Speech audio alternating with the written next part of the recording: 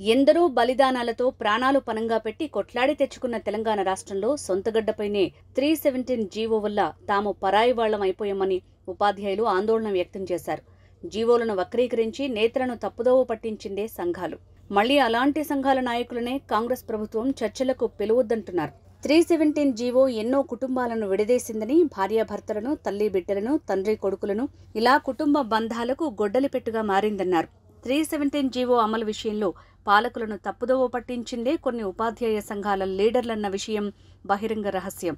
317 GO వల్ల ఉద్యోగం చేసే తాము ఒకచోట ఉంటూ పిల్లల్ని మరోచోట పెట్టి నిత్యం భయంగా ఆవేదనతో విధులు నిర్వహిస్తున్నామని వాపోయారు. గత బీఆర్ఎస్ ప్రభుత్వం 317 జీవో తీసుకొచ్చి రాత్రికి రాత్రే తమ కుటుంబాలను విడదీసిందని, కొత్తగా అధికారంలోకి వచ్చిన కాంగ్రెస్ ప్రభుత్వం గత తప్పిదాలను చేయొద్దని అంటున్నారు. తమ సమస్యలను పరిష్కరించాలని, తాము కుటుంబానికి కూడా న్యాయం చేస్తూ ఉద్యోగ బాధ్యతలు నిర్వర్తించే అవకాశం కల్పించాలంటున్న 317 జీవో బాధితులతోనూ మా ప్రతినిధి సత్యనారాయణ ఫేస్ టు ఫేస్. నమస్తే, వెల్కమ్ టు 4 సైడ్ న్యూస్. కొంతమంది 317 జీవో బాధితులు ఉపాధ్యాయులు ఉన్నారు. మనతోని వాళ్ళ సమస్యలు ఏందో ఒకసారి అడిగి తెలుసుకునే ప్రయత్నం చేద్దాం. మేడం చెప్పండి, అసలు మీ ప్రధానంగా ఉన్న సమస్య ఏంది? ప్రధాన సమస్య అంటే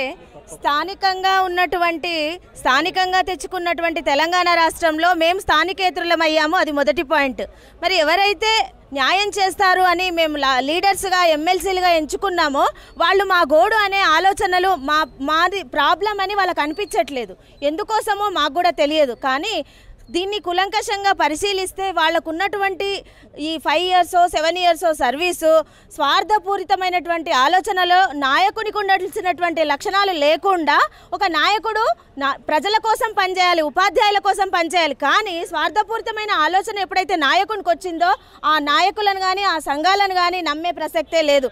ఒకసారి ఇచ్చాం అవకాశం, 2 సార్లు ఇచ్చాం, 100 సార్లు ఇచ్చాం. కానీ వాళ్ళు ఏ రోజైనా మేము 317 గురించి మాట్లాడినామంటే వాళ్ళు వెక్కిలుగా నవ్వుతున్నారు, వెక్కిలుగా చూస్తున్నారు. అది మాకు చాలా బాధ. విన్న తర్వాత కూడా బాధ చూస్తూ మమ్మల్ని అబ్జర్వ్ చేస్తూ కూడా వాళ్ళకి ఏమాత్రం పట్టనట్లుగా వ్యవహరిస్తున్నారు. అందుకనే ఇప్పుడు 317 గురించి చర్చించాలనుకున్నా కూడా ఎవరైతే సఫరర్స్ ఉన్నారో రిప్రజెంటేషన్ మేము అనుకున్న వాళ్లతో మాత్రమే సీఎం గారు చర్చించాలని, మేము నాయకులను నమ్మే ప్రసక్తే లేదు. వాళ్ళు నిండా ముంచుతారు, గొంతు కోస్తారు.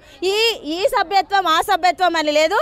ప్రతి నాయకుడు అంతే ఉన్నాడు. ఇప్పుడున్నటువంటి అన్ని యూనియన్స్ మీకు ఎమ్మెల్యే గతంలో బీఆర్ఎస్ ప్రభుత్వం ఉన్నప్పుడు కానీ ప్రభుత్వం దృష్టికి తీసుకెళ్లలేదా?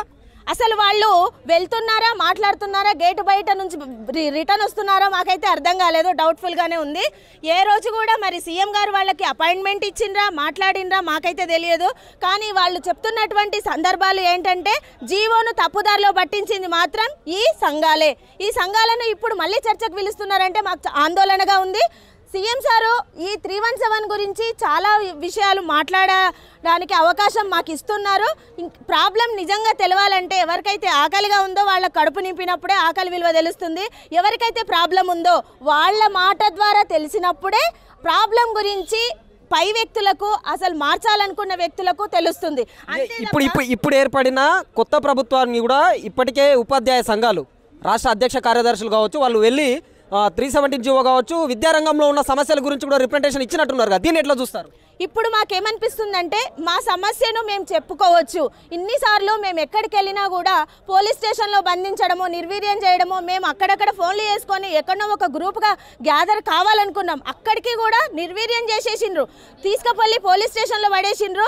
అసలు వినే అవకాశం ఇవ్వలేదు వాళ్ళు. ఇంతవరకు ఎప్పుడు వినలేదు. ఇన్ని రోజుల నుంచి మా బాధను కడుపులో అట్లాగే దాచుకున్నాము. చిన్న పిల్లల్ని తీసుకొని తల్లులు 200 కిలోమీటర్లు 300 కిలోమీటర్లు ప్రయాణం చేసి ఆరోగ్యాలన్నీ ఖరాబ్ చేసుకుంటున్నారు. తల్లిదండ్రులకు కూడా ఏమాత్రమైన సేవ చేసే అవకాశం కూడా లేకుండా ఉద్యోగం వచ్చింది, వాళ్ళ రెక్కలు వచ్చి వాళ్ళు వెళ్ళిపోయారే అనే రకంగా ఈ జీవో ఉంది. కానీ ఉద్యోగం వచ్చినా కూడా ఒక పేరెంట్స్గా, ఒక మనకిచ్చినటువంటి ఇన్లాస్కి హెల్ప్ చేయాలన్నా, మన పేరెంట్స్కి హెల్ప్ చేయాలన్నా మనము స్థానికంగా ఎక్కడైతే ఉద్యోగ పర్ఫార్మెన్స్ ఇవ్వగలమో అని టీచర్లుగా మేము అందరి తరఫున నేను తెలియజేస్తున్నాను. సార్ మీరు చెప్పండి, మీ ప్రధానంగా ఉన్న 317 జీవో వల్ల మీరు ఎలాంటి ఇబ్బందులు పడుతున్నారు? ప్రభుత్వం ఏం చర్యలు తీసుకోవాలని కోరుతున్నారు? సార్ ఇబ్బందులు అంటే 317 బాధితులది ఒక ఇబ్బంది కాదు, ప్రతి ఒక్కరిది ఒక్కొక్క ఇబ్బంది. ఇప్పుడు ఒక మేడం ఉన్నారు ఇక్కడ, వాళ్ళ సార్ రైల్వే డిపార్ట్మెంట్లో పనిచేస్తారు, ఎక్కడ సికింద్రాబాద్లో చేస్తారు. ఆ మేడం వచ్చేసి కొల్లాపూర్. ఆ ట్రైన్ రూట్ తీసుకున్నా మేడంకు సార్కు ఎక్కడ కనెక్టివిటీ కాదు, పిల్లలు వచ్చేసి షాద్నాల్లో ఉంటారు. అంటే ఇట్లా తీసుకుంటే ఒక్కొక్కటిది ఒక్కొక్క సమస్య. ఇప్పుడు నేను లోకల్ వచ్చేసి ఫరక్నగర్ మండల్లో నేను 1 నుంచి 10 వరకు ఇక్కడనే చదివిన తర్వాత ఇప్పుడు అర్ధాంతరంగా 317 అనే జీవో ద్వారా నన్ను వికారాబాద్ లోకల్ అని అంటున్నారు. ఇది ఎట్లా సాధ్యమవుతుంది? నా ఆధార్ కార్డు ప్రకారము నేను లోకల్ వచ్చేసి షాద్నగర్, నేను చదువుకున్న దాని ప్రకారము నేను లోకల్ వచ్చేసి షాద్నగర్. ఇప్పుడు వికారాబాద్ అని గవర్నమెంట్ కొత్తగా చెప్తే దాన్ని నేనే ఎట్లా తీసుకోవాలి? నా పిల్లలు ఏమవుతారు? ఇప్పుడు నా పిల్లలు నేను తీసుకుపోయి నేను నా సంసారం అనేది వికారాబాద్లో పెడితే నా పిల్లలు అక్కడ బేస్ ఏం లేదు, అంటే వాళ్ళకి ఆస్తులు కానీ అక్కడ లోకల్లో నా అనేవాళ్ళు కానీ ఎవరు లేరు, వాళ్ళకి లోకల్ ఎట్లయితుంది? అంటే ఇది అసమంజసమైన జీవో. ఇంకొకటి మీరు ఇంతకుముందు అన్నారు ఎమ్మెల్సీలు కానీ ఎవరైనా ఏమైనా పట్టించుకున్నారా అనేది. వాళ్ళు ఏంటంటే నోటితో మాట్లాడి నొసటితో వెక్కిరించినట్లు, అంటే మేము ఇట్లా గుంపుగా వచ్చినప్పుడు మీది సమస్య ఉంది మేము సాల్వ్ చేస్తామంటారు. నిండు అసెంబ్లీలో ఇప్పుడున్న ఎమ్మెల్సీలు గవర్నమెంట్ను, పాత గవర్నమెంట్ను ఇప్పుడు నిన్న అయితే బ్రహ్మాండంగా ముఖ్యమంత్రి గారు చెప్తుంటే మాకు చాలా సంతోషం వేసింది, కానీ అదే ఎమ్మెల్సీలు మాట్లాడుతుంటే బాధ అయింది. ఎందుకంటే ఇంతకుముందు వాళ్ళు మాట్లాడిన మాటలు ఏంటివంటే ఇదంతా 100% సక్సెస్ అయింది, ఎక్కడో 1% సఫరర్స్ ఉన్నారు, కాబట్టి దీనికి మేము పూర్తి సహకారం అని అందరూ ఎమ్మెల్సీలు కూడా భజన చేసిన వాళ్ళే, ఎవరు కూడా మమ్మల్ని పట్టించి తెలుసుకుంటామని చెప్పిర్రు. దాంట్లో మేము అన్ని సంఘాల తరపున ఉన్నాం, మేము బాధితులం, మాకంటూ ఒక సంఘం అనేది లేదు, కాబట్టి మా రిప్రజెంటేషన్ మా సమస్యలు తెలిసిన వాళ్ళు ఉంటే బాగుంటుంది.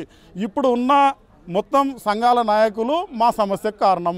వాళ్ళప్పుడు ఆ జీవో తెస్తున్నప్పుడు సహకరించిండ్రు, చప్పట్లు కొట్టి. అంటే ఉపాధ్యాయ సంఘాలే అప్పుడు 317 జీవోకు సహకరించారు, సమర్థించిండ్రు. ఇప్పుడు గత ఎమ్మెల్యేను మేము సేమ్ ఇదే మీరు ఎట్లా ఐడెంటిఫై చేసారు సార్? ఇది మేము గత ఎమ్మెల్యేను సేమ్ ఇదే విధంగా సార్ మేము మీ ఓటర్స్ సార్ మమ్మల్ని ఇట్లా నాన్ లోకల్ చేస్తున్నారు అని రిప్రజెంటేషన్ ఇస్తే, అయ్యా మీ ఎమ్మెల్సీని కాదని మేము ఏమైనా చేయగలుగుతామా? మా గవర్నమెంట్ మీ ఎమ్మెల్సీ దగ్గరికి వెళ్ళండి అంటే మా ఎమ్మెల్సీ గారు 317 జీవో ఇంప్లిమెంట్ అయ్యేటప్పుడు గోవాలో ఉన్నారు. ఇక్కడ సమస్యతో మేము రోడ్ ఎక్కినప్పుడు అప్పుడు ఉన్నటువంటి గత ఎమ్మెల్సీ గోవాలో ఎంజాయ్ చేస్తూ ఉన్నాడు, కాబట్టి ఆ ఎమ్మెల్సీని చిత్తుగా ఓడగొట్టినాం. అంటే ఒకవేళ ఏంటంటే వాళ్ళకి మనస్సాక్షి అనేది ఉంటే, బుద్ధి అనేది ఉంటే వాళ్ళు మనస్సాక్షికి అర్థం చేసుకోవాలి. కాబట్టి మా సమస్యని ఈ గవర్నమెంట్ పరిష్కరిస్తుందని 100% మాకు నమ్మకం ఉంది. కాబట్టి మా తరపున 317 తరపున మమ్మల్ని మా సమస్యలను రిప్రజెంటేషన్ చేసే వ్యక్తులను ఆ సమావేశానికి పిలవాలని మేము ఎమ్మెల్యే గారికి ఇప్పుడు వినతి పత్రం ఇచ్చినాం. ఎమ్మెల్యే గారు కూడా దాన్ని పూర్తిగా ఈ ప్రభుత్వము మీ 370 జీవో కావచ్చు విద్యారంగ సమస్యలు పరిష్కరిస్తుందని అనుకుంటారా? ఒకవేళ పరిష్కరించకపోతే భవిష్యత్ కార్యాచరణ ఎలా ఉండబోతుంది? ఖచ్చితంగా ఈ గవర్నమెంట్ అనేది మమ్మల్ని మేనిఫెస్టోలో పెట్టింది. ఇంతకుముందు ఏంటంటే గతంలో ఎప్పుడు వేయలేనట్టుగా నేను 2009లో అపాయింట్మెంట్ అయినా ఏ గవర్నమెంట్ కూడా 2000 ఏమంటారు అన్ని జాబులు వేయలేదు, జంబో డిఎస్సి అంటారు. అంటే పెద్ద ఎత్తున ఒక 50,000 నియామకాలను చేసింది కాంగ్రెస్ ప్రభుత్వమే. కాబట్టి మా సమస్యలను కూడా మళ్ళీ కాంగ్రెస్ గవర్నమెంటే తీరుస్తుంది. ఇంకొకటి నోషనల్ అదేంది నోషనలింగ్ కాదు అనేది ఒక 2 సంవత్సరాలు నామకే వాస్తే జీతంతో ఒక వాలంటీర్గా పనిచేయాల్సి వస్తుండే. అలాంటి వ్యవస్థను కూడా ఉపాధ్యాయ సంఘ మీటింగ్లో గత కాంగ్రెస్ ముఖ్యమంత్రి రాజశేఖర రెడ్డి గారు ఉపాధ్యాయ సంఘ మీటింగ్లో దాన్ని రద్దు చేయడం అనేది జరిగింది. కాబట్టి అలాంటి చరిత్ర ఈ పార్టీకి ఉంది, ఈ నాయకులకు ఉంది. కాబట్టి మా సమస్యను తీరుస్తారనే 100% నమ్మకం అనేది ఉంది. సార్ ఇప్పుడు ఫైనల్గా ఉపాధ్యాయుల కోసమే పనిచేస్తున్నామని చెప్పుకునే ఉపాధ్యాయ సంఘాలకు మీరు ఏం చెప్పదలుచుకున్నారు? వాళ్ళు నాయకత్వాన్ని వదిలిపెట్టి కొత్త వాళ్ళకి ఇస్తే బెటర్ ఉంటుంది సార్. ఎందుకంటే వాళ్ళు సమస్యలు వస్తే మా దగ్గరికి మొన్న ఓటింగ్ కోసం వచ్చిండ్రు. ఓటింగ్ కోసం వస్తే ఒక ప్రశ్న అడిగితే 1/2 అవర్ పట్టింది వాళ్ళ సమాధానం చెప్పడానికి. వాళ్ళు కరెక్ట్ చేస్తే అంత అవసరం లేదు, ఎందుకంటే మేము సమస్యలు ఎవరు తీరుస్తామో వాళ్ళు వెంబడి ఉంటాం. కాబట్టి వాళ్ళు సమస్యలు కరెక్ట్గా పరిష్కరిస్తే వాళ్ళ వెంబడి ఉండేవాళ్ళం. ఇప్పుడు లేదు, ఎందుకంటే మొన్న వాళ్ళు ఎమ్మెల్సీ కూడా కోల్పోయారు. కాబట్టి ఇక సంఘాలు కాదు వ్యక్తులుగానే మీరు పోరాడతారు. అంటే కరెక్ట్గా రిప్రజెంటేషన్ చేయట్లేదు ఉపాధ్యాయ ఇప్పుడు ఉన్నటువంటి సంఘాలు అనేవి ఒక సిద్ధాంతం పైన కానీ ఉపాధ్యాయ సంక్షేమం పైన కానీ సిస్టమ్ పైన పనిచేయడం లేదు. ఎందుకంటే ఉపాధ్యాయ వ్యవస్థలో కూడా విద్యా వ్యవస్థలో కూడా చాలా రకాల లోపాలనే ఉన్నాయి. ఆ లోపాల గురించి ఇప్పటివరకు కూడా ఒక్కరు కూడా దాన్ని ఎత్తి చూపలేదు. ఫర్ ఎగ్జాంపుల్ ఏం చెప్తున్నా అంటే ఎక్కడ కూడా ఒక స్కూల్లో కూడా స్వీపర్ అనే వాళ్ళు లేరు. మరి ఎమ్మెల్సీలు ఏం చేసిండ్రు? మేము ఎన్నుకున్న ఎమ్మెల్సీలు ఏం చేసిండ్రు? ఒక టీచరు బీఈడీ చేసి ఇంత చదువుకొని ఈ వ్యవస్థలో ఉన్నత విద్యావంతుడిగా గుర్తించబడినటువంటి టీచరు చీపురు గట్ట పట్టుకొని పాఠశాలను ఊడవాలనా? ఆ సమస్యను కూడా తీర్చలేనటువంటి ఎమ్మెల్సీలు ఎందుకున్నారు? రిజైన్ చేసేయండి.